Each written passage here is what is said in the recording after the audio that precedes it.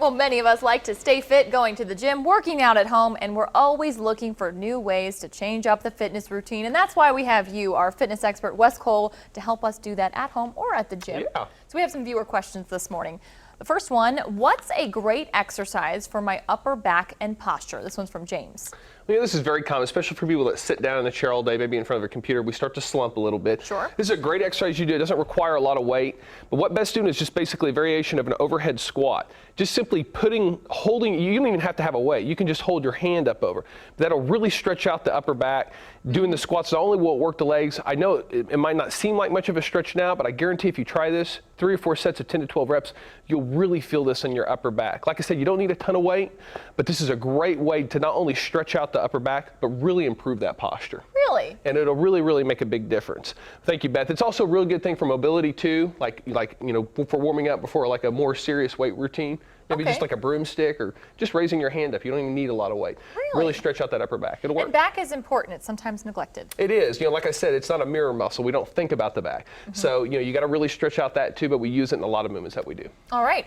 Well, our next question is from Henry. He's asking, crunching movements hurt my neck and lower back. Is there another exercise to work out my core? You know, I'm a big fan of planks. You know, a lot of people think that forward flexion is the main purpose of your abdominal muscles, even though that's one of the purposes. Another one is stabilization.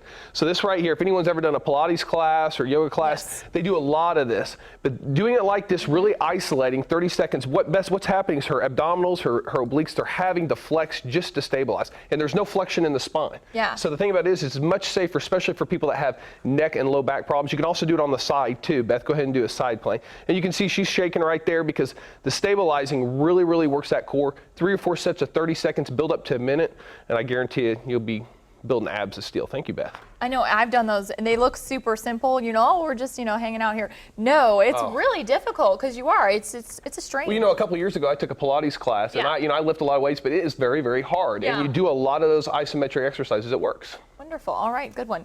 All right, the next question is from Kyle. He says, my chiropractor told me that too much bench pressing could lead to shoulder issues. Is this true?